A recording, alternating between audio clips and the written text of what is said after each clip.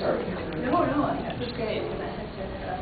I'm going to have to just stand here so I can jump over there and change. I have a few slides. So I wanted to thank Jerry and Professor Graff and actually this whole panel. It's a fantastic opportunity for me to share some of the work that I've been doing about the emergence of the notion of media literacy in post-war development communication. And also to explore the links with how it is currently becoming a dominant paradigm in education. And I hope in this brief presentation to show you why I think we need to be cautious about our adoption of the term media literacy and related terms. So I first became interested in this new combination of the term literacy with media after doing research on UNESCO's media programs in the 1940s and 50s and thinking about how discourses of education and technology became fused in that post-war period. This is an example of an image from a UNESCO publication. Two related developments seem to be occurring in that decade. First, the demands universal education was placing on education systems in the industrial world required changes in thinking about how curriculum could be delivered. And one of the answers to this resource conundrum was the invention of what was called teaching machines. And I'll just quickly show you these images now, and we'll be talking more about it through. So in A History of Classroom Uses of Technology, Larry Cuban, who some of you may know, notes that the dream of efficiency in education manifested itself as the computerization of the classroom, in which the integration of the student into mechanized feedback loops, as you see here, was hoped to increase speed and standardization. The most extreme example of this theory being put into practice took place in American-controlled Samoa, where between 1964 and 1975, an entire primary school curriculum was actually organized around television. This is a whole other sub-story that I don't have time to get into here, but it's a shocking story. Second, and related, in this Cold War context, American communication studies took on the project of exporting American ideas through neutral-sounding projects like the free flow of information. And in this period, democratic ideals were instrumentalized and reduced to technological preconditions. So these two initiatives, teaching machines on the one hand and the free flow of information on the other, were combined in development communication of the 1950s and 60s that often emphasized teaching with visual media, such as posters and films, to extend what they call fundamental education to populations deemed to be illiterate. So in point of fact, ever since audiences were supposed to have jumped up from their seats when the Lumiere brothers' train pulled into the station on movie screens in 1896, I have found that comprehension of new media has long been linked to modernity and often used to reinforce colonial and class hierarchies. As with many of the claims of media literacy, it turns out that the panicking audience story is a myth. At any rate, that's another sidebar. This research pushed me to question the value neutrality of the term literacy, and I was inspired by anthropological work on literacy that currently positions it as a situated practice as opposed to a universal good. So it was fantastic for me to learn about Harvey Graff's thesis on the myth of literacy, because I think it precisely encapsulates these unquestioned ideas of the value of media literacy when transferred to neo-colonial context.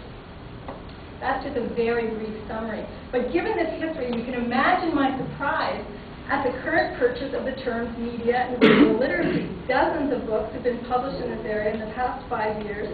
Their usage in secondary education and popular discourse has become extensive. Yet when you look at the terms, they are used with very little consistency, and this is something I want to get back to because I think it's significant. There are also many contradictions in the way that they're used.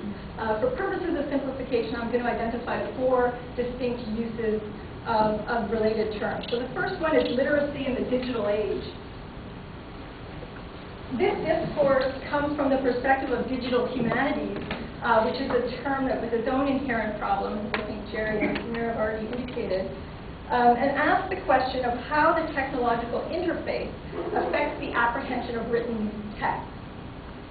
So at times this veers dangerously close to McLuhan-esque ideas about technologically defined epochs and the end of literacy.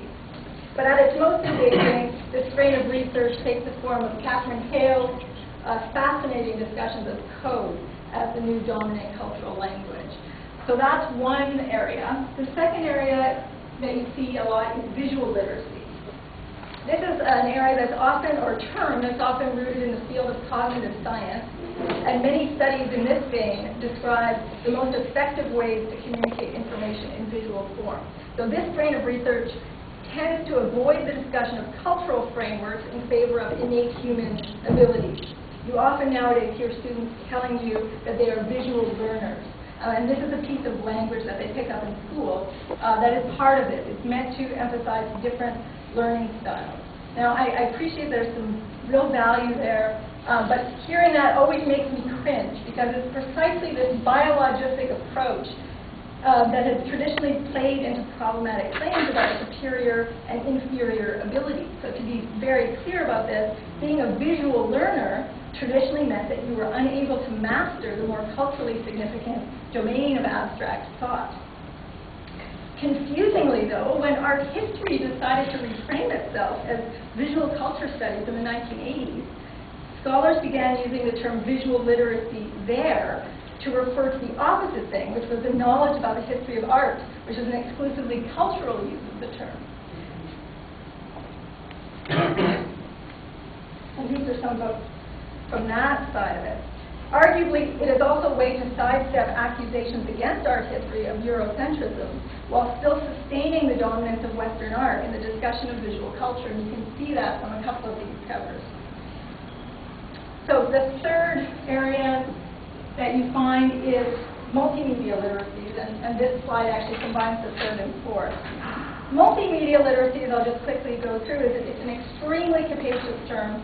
I think it's very semantically unclear, as the word media is already plural. So it is a fairly technologically determinist vision of the world that attributes to new media momentous shifts in the reconfiguration of work, commerce, and leisure, bringing about needs for transformation of property law, intellectual property law, the production and circulation of news, online etiquette, and education as well. Well, we see how these terms take on resonance in institution building when USC, School of Cinematic Arts, recently opened an Institute for Multimedia Literacy. That's their code there. I won't go into that any further. But it is interesting to look at what they are doing there. And their mission is to, and a quote from their website, to empower people in the interpretation and design of media to be more engaged, active, and critical citizens for the 21st century.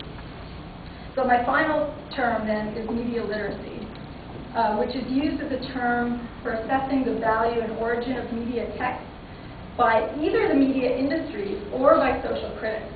And in the first case, media industries actually love the term media literacy, as it displaces the responsibility for the evaluation of media to individual users rather than regulators.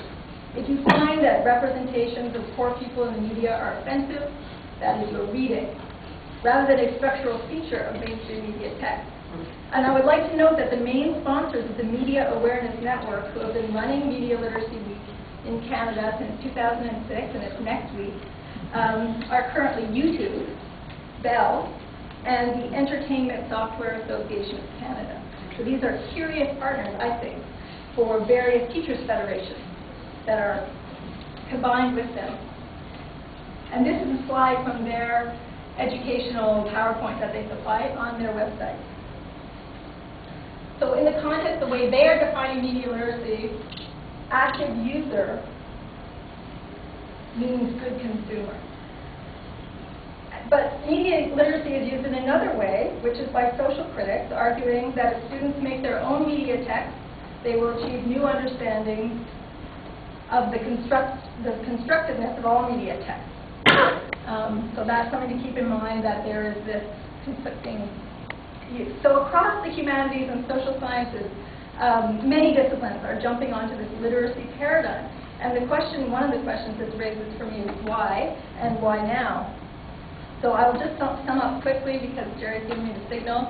I think partly this emphasis on literacy is actually a fallout from the culture wars of the 80s and 90s. There's something neutral about talking about literacy, so you avoid discussing cultural values or content. I think in that move, there's something similar going on to what happened in the Cold War, euphemistic discourses about fundamental education and the free flow of information. These kinds of neutral-sounding terms are fairly dangerous, I think.